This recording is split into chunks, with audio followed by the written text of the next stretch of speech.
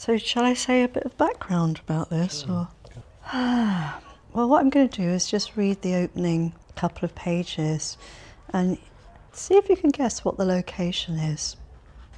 So it's from Vladimir Nabokov's Mary, and it's set in Berlin in the 1920s.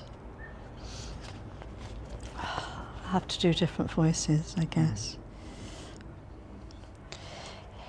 Lev Glivo, Lev Glibovich. A name like that's enough to twist your tongue off, my dear fellow. Yes, it is, Ganin agreed somewhat coldly, trying to make out this face of his interlocutor in this unexpected darkness. He was annoyed by the absurd situation in which they both found themselves and by this enforced conversation with a stranger. I didn't ask for your name and patronymic just out of idle curiosity, you know.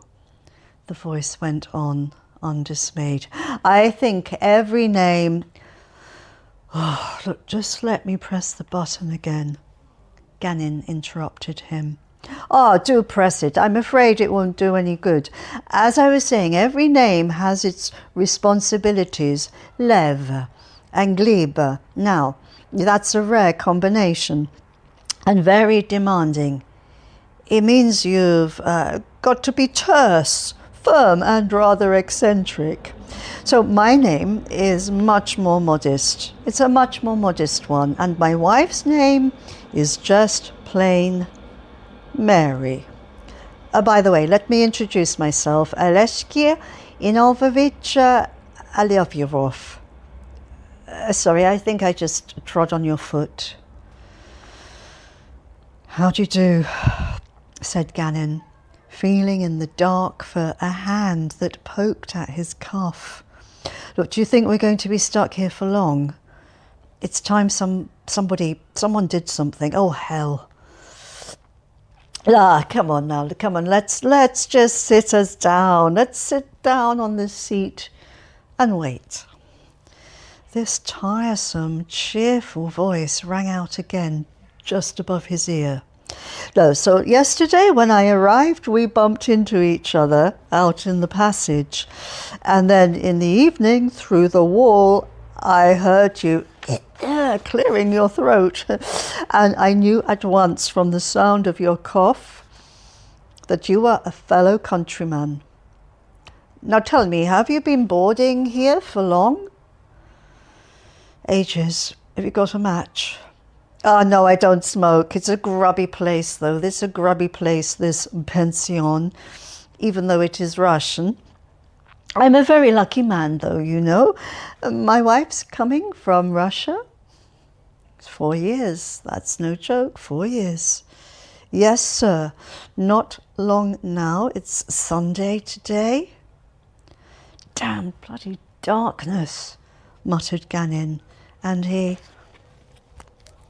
cracked his fingers. I wonder what time it is. Alevarov sighed noisily, giving off the warm, stale smell of an elderly man not in the best of health. There's something sad about that smell. Only 6 more days now, you know. Only 6 more days. I assume she's coming on Saturday. My wife had a letter from her yesterday. She wrote the address in a very funny way. It's pity it's so dark, or I'd show you this letter. What I can hear. What are you fumbling for, my fellow? Those little vents, look, they don't open, you know. For 2 pins, I just smash them, said Ganin. Come on, Lev Glibovich. Wouldn't it be better to... Maybe we can play some party game. I know some splendid ones. I make them up myself. For instance, okay. Think of a 2-figure number, Ready? Count me out, said Ganin, and he thumped twice on the wall with his fist. It's not good. You know, the porters, he's been asleep for hours. He's been asleep, droned on Elevchukov's voice. It's no use you banging on the wall like that. But, okay, but you must agree. You must agree that we cannot hang here all night. It looks like we're going to have to.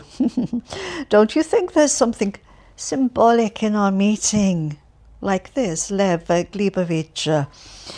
When we were on terra firma, we didn't even know each other. And then we happened to come home at the same time, and we get into this contraption together. By the way, the floor is horribly thin, and there's nothing but a black well beneath us. Well, as I was saying, we stepped in without a word, still not knowing each other, glided up in silence, and then suddenly, stop, and then darkness. What's symbolic about that? Ganin asked gloomily. Well, the fact that we've stopped. We're motionless in this darkness. And here we are, that we're waiting. So anyway, at lunch today, that man, what's his name? You remember this man? He's an old writer. Oh yes, Podrogin.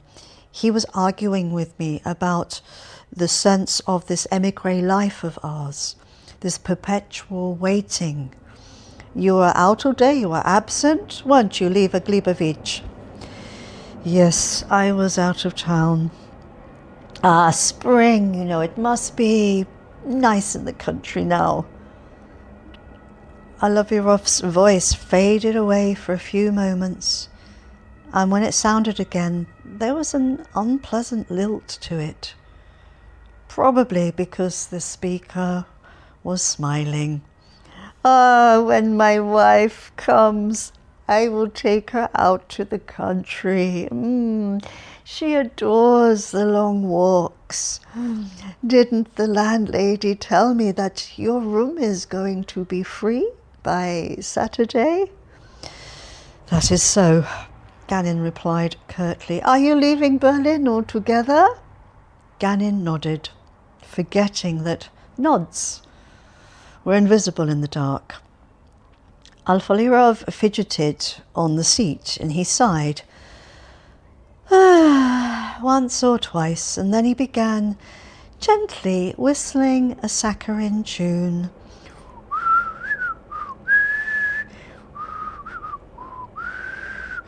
Stopping and starting again. 10 minutes like this passed. Suddenly, there was a click from above. That's better, Ganin said with a smile. And at the same moment the ceiling bulb blazed forth, and the humming and the heaving cage was flooded with yellow light. Alfalirov blinked, as though he was just waking up. He was wearing an old sandy-coloured, formless overcoat of the so-called in-between season sort, and he was holding a bowler hat. His thin, fair hair was slightly ruffled, and something about his features reminded one of a religious oleograph. That little golden beard, the turn of that scraggy neck from which he pulled off a bright speckled scarf. And with a lurch, whoomph, the lift caught on the sill of the 4th floor landing, and finally it stopped.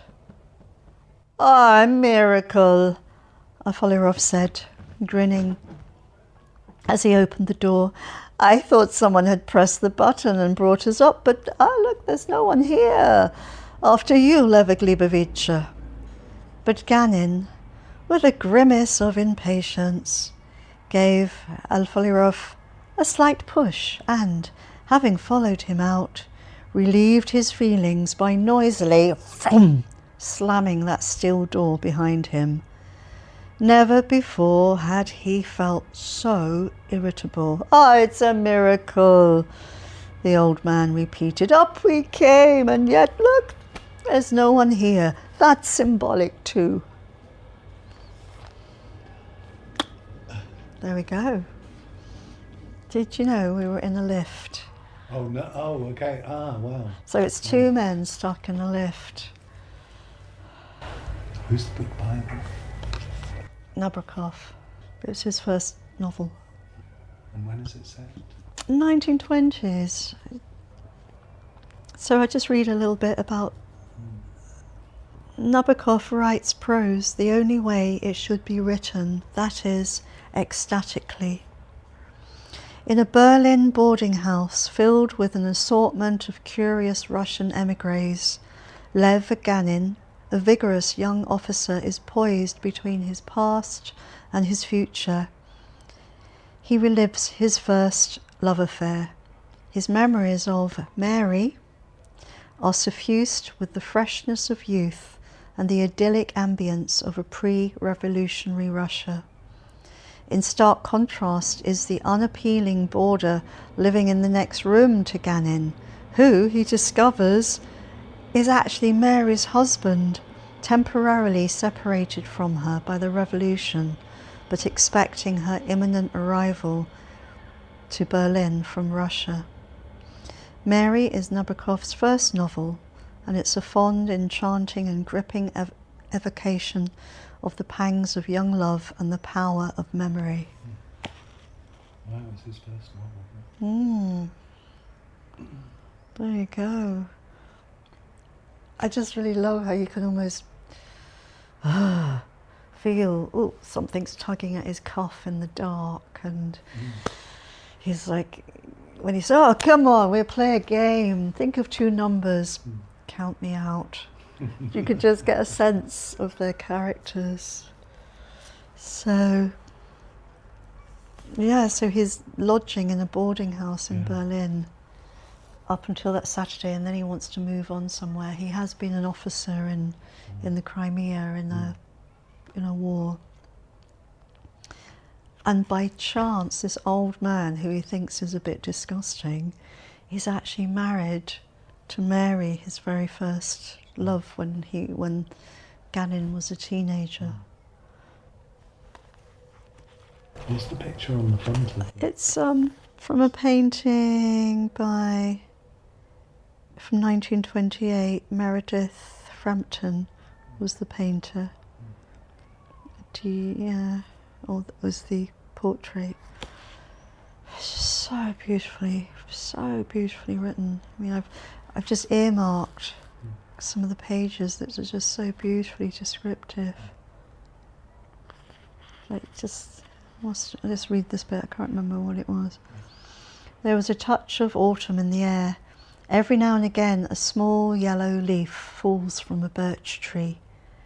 The broad fields, already harvested, have a bright autumnal emptiness, and along the forest's edge, where an expanse of tall grass is spared by the haymakers, it shows its sheen to the wind. Torpid bumblebees sleep on the mauve cushions of scabious flowers. And one afternoon, in a pavilion of the park, yes, that pavilion, this pavilion stood on rotting piles above a ravine, reached from either side by two sloping footbridges, slippy with alder ements and fir needles. It's just beautifully descriptive. But I've got as far as the last chapter, and I'm going to try and finish reading it tomorrow, because it ends with him leaving Berlin. Where did you find the book? I just saw it in a bookshop, I think, for £1. I think I liked that it was a thin book. I think it was in a charity shop, thin book. Liked the picture, and when I read the back, it said in Berlin in a boarding house. So I mentioned, didn't I, that the landlady has got torn pages Oh yeah, let's read a quick bit here. The pension was both Russian and nasty. It was chiefly nasty because all day long and much of the night the trains of the Stadtbahn could be heard, creating the impression that the whole building was slowly on the move. There was a hallway.